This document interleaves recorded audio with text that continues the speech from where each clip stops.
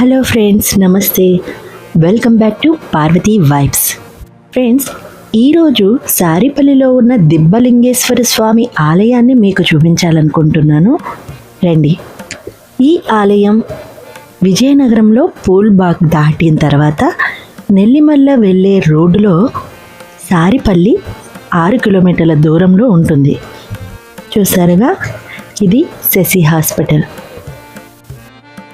మీకు వెళ్ళేటప్పుడు ఒక ఐడియా కోసం నేను ఇదంతా చూపిస్తున్నాను. రోడ్డు కూడా చూసారుగా, బోర్డు.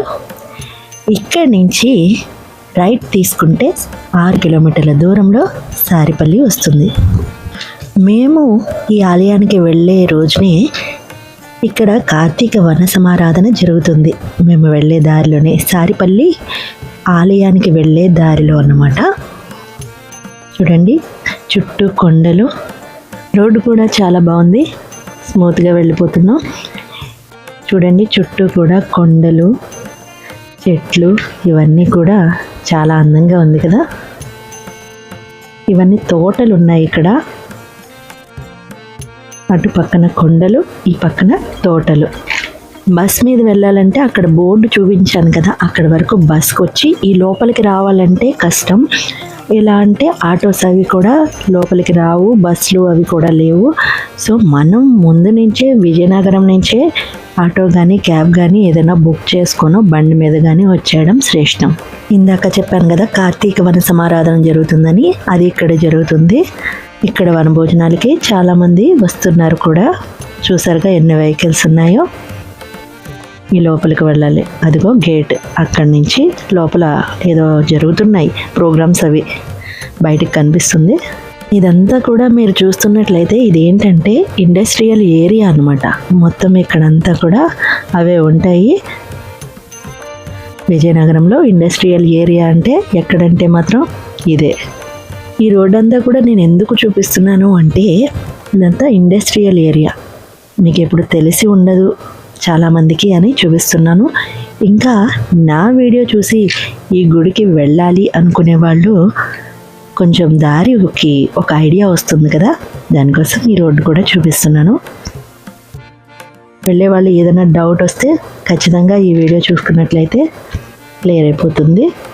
స్ట్రైట్గా దిబ్బలింగేశ్వర స్వామి ఆలయానికైతే ఈజీగా వెళ్ళిపోవచ్చు అన్నమాట.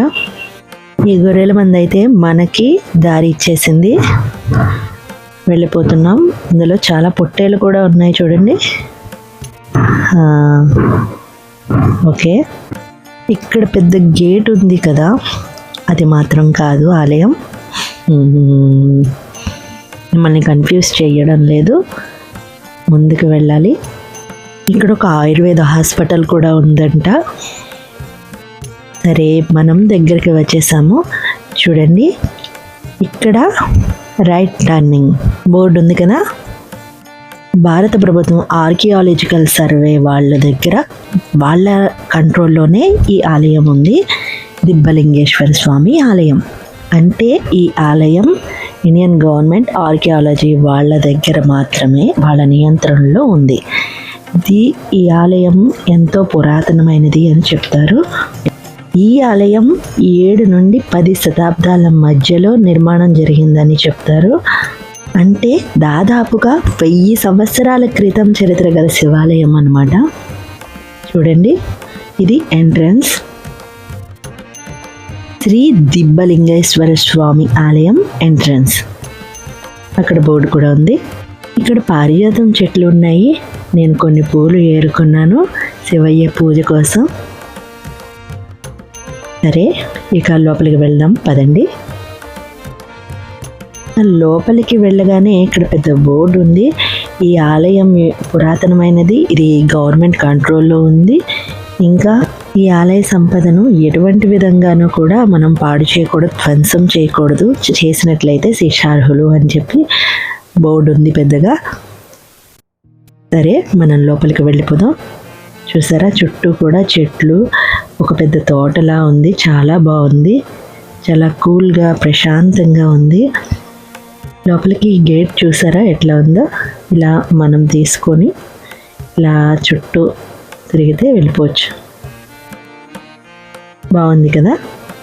వచ్చేసాం. చూసారా, అదే మన దిబ్బలింగేశ్వర స్వామి ఆలయం. రాతి కట్టడాలతో ఎంత అందంగా ఉందో కదా. ఈ ఆలయం దాదాపుగా 1000 సంవత్సరాల క్రితం చరిత్ర గల దేవాలయం. దగ్గరలోనే ఒక నది ఉంది, అదే చంపావతి నది. చంపావతి నది ఒడ్డున ఉన్న సారిపల్లి 7వ మరియు 10వ శతాబ్దాల మధ్యలో కళింగులు నిర్మించిన ఆలయంగా ఈ దిబ్బలింగేశ్వర స్వామి ఆలయం పేరుగాంచింది. ఈ ఆలయ గోడలపై అందమైన శిల్పాలను కలిగి ఉంది. ఈ ఆలయం గోపురం మీద ఉన్న విగ్రహాలు ఇవన్నీ కూడా ముందుగా చూపిద్దాం అనుకున్నాను, కానీ నేను శివయ్యను చూడగానే చాలా ఆత్రంగా ఆయన్ని చూసేయాలి లోపలికి వెళ్ళి అని ముందుగానే లోపలికి వెళ్ళిపోయాను. శివయ్యకి నీళ్లతో అభిషేకం చేసేస్తున్నాను. చాలా ఎక్సైటింగ్గా అనిపించింది చూడగానే శివలింగాన్ని.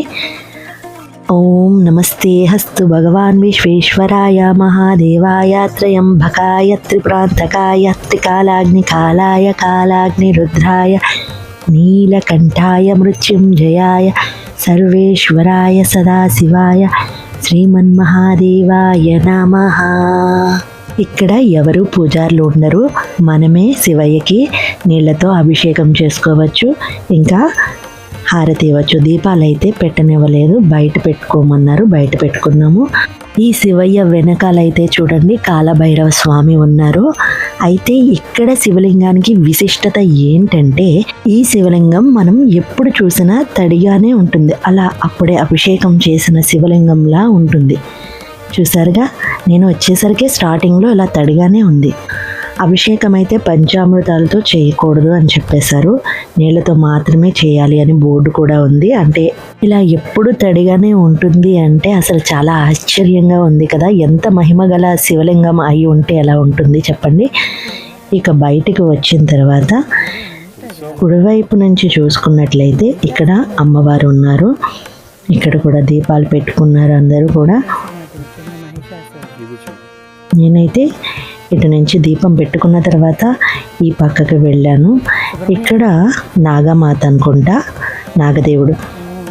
ఇక్కడ చిన్న విగ్రహం ఉంది, అదేంటో తెలీదు. ఇవన్నీ కూడా కొంచెం పగిలిపోయి అది పాడైపోతున్నాయి అన్నమాట, శిథిలావస్థలో ఉన్నాయి.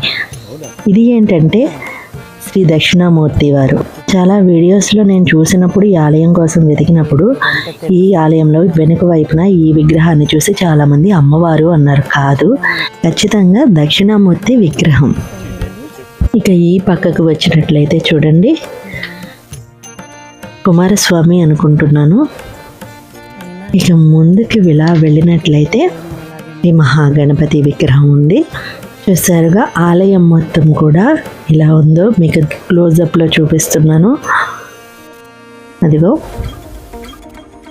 ఏవో చెక్కబడి ఉన్నాయి శిల్పాలు, చాలా చిన్న చిన్నవి కూడా. అవి మనకి శిథిలావస్థకి అయిపోయి సరిగా లేవు. ఇదిగో దక్షిణామూర్తి దగ్గర కూడా దీపం పెట్టేసుకున్నాము. ఇక ఈ ఆలయంలో ఇంకొక విశిష్టత ఉందట. దక్షిణామూర్తి విగ్రహం పక్కన కుడివైపున పైన చెవు పెట్టి విన్నట్లయితే అక్కడ హోరున సముద్రం హోరు సౌండ్ వస్తుందంట. నేనైతే వినలేదు, నాకు తెలియలేదు ఫస్ట్. తర్వాత వెళ్ళాము అని తెలిసిన తర్వాత తెలిసిన వాళ్ళు అన్నారు అక్కడ ఇలా జరుగుతుంది, వినలేదా అని. నేను మిస్ అయ్యాను. నెక్స్ట్ టైం వెళ్ళినప్పుడు తప్పకుండా అలా చెవు పెట్టి వింటాను. ఓకే, ఈ ఆలయం చుట్టూ కూడా ఎలా ఉందో మీకు చూపిస్తున్నాను. మీరు ఒకసారి సరిగ్గా గమనించినట్లయితే ఈ ఆలయం నిర్మాణం అంతా కూడా శ్రీముఖలింగేశ్వర ఆలయాన్ని పోలి ఉంటుంది. మీరు ఒకసారి శ్రీముఖలింగేశ్వర ఆలయము ఈ నిర్మాణము ఒకసారి చూడండి, సేమ్ అలాగే ఉంటుంది. లోపలంతా కూడా ఇలా ఉంది, చూసారు కదా. అక్కడ కూర్చోడానికి కూడా చాలా ప్లెజెంట్గా ఉంది, చాలాసేపు కూర్చుని వెళ్ళొచ్చు. ఇక చంపావతి నది అని చెప్పాం కదా, అది ఇక్కడ ఉంది. ఆలయం బయటికి వచ్చిన తర్వాత కొంచెం ముందుకు వెళ్ళి లెఫ్ట్కి వెళ్ళినట్టయితే ఈ చంపావతి నది కనిపిస్తుంది. ఈ చంపావతి నది డ్యామ్ ఉంది అక్కడ ఎదురుగా.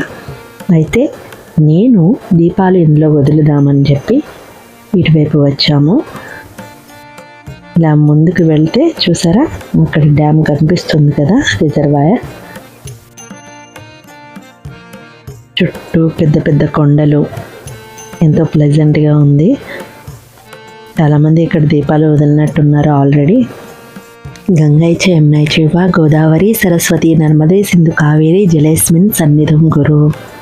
కీటాః పతంగాః మశకాశ్చ వృక్షాః జలే స్థలే ఏ నివసింతి జీవా దృష్టా ప్రదీపం నచ జన్మ భాగిన భవతిన్ఫసపచాహి విప్రాః. చూసారా, ఇక్కడ దీపాలు వదిలిన దగ్గరే చిన్న చిన్న చేపలు కూడా ఉన్నాయి. ఆ దీపం దగ్గరికి వచ్చి అక్కడ ప్రసాదం పెడతాం కదా, బెల్లం అవన్నీ కూడా తింటున్నాయి. మీకు దగ్గరగా చూపిస్తాను, రండి చూడండి. అవిగో చిన్న చిన్ని చేపలు. అంతే ఫ్రెండ్స్, అవకాశం దొరికినప్పుడు ఏదైనా నది కనిపించినప్పుడు కార్తీక మాసంలో ఇలా నదిలో దీపాలు పెట్టి వదులుతాను. లాస్ట్ ఇయర్ అయితే కాశీపట్నం వెళ్ళాను. అక్కడ దగ్గరలో ఉన్న నది దగ్గర కూడా ఇలాగే దీపాలు వదిలాను. మీరు ఆ వీడియో కూడా చూడాలి అంటే కనుక నా ఫస్ట్ స్టార్టింగ్లో సెకండ్ వీడియో అనమాట అది కూడా చూడండి. కాశీపట్నం చూడరు బాబు అని ఉంటుంది. ఆ వీడియో కూడా చూసి లైక్ చేయండి ఫ్రెండ్స్. మీలో ఎవరైనా ఈ ఆలయాన్ని చూసారా? చూస్తే దాని గురించి ఇక ఈ వీడియో ఎలా ఉంది అని నాకు కామెంట్లో చెప్పండి, సరేనా ఫ్రెండ్స్? వీడియో నచ్చినట్లయితే ప్లీజ్ లైక్ చేయండి. ఇంకా నా ఛానల్ సబ్స్క్రైబ్ చేయకపోతే వెంటనే సబ్స్క్రైబ్ చేసుకోండి. ఇలాంటి మరెన్నో మంచి వీడియోల కోసం నా ఛానల్ సబ్స్క్రైబ్ చేసుకుని చూస్తూనే ఉండండి. మీ పార్వతి వైబ్స్.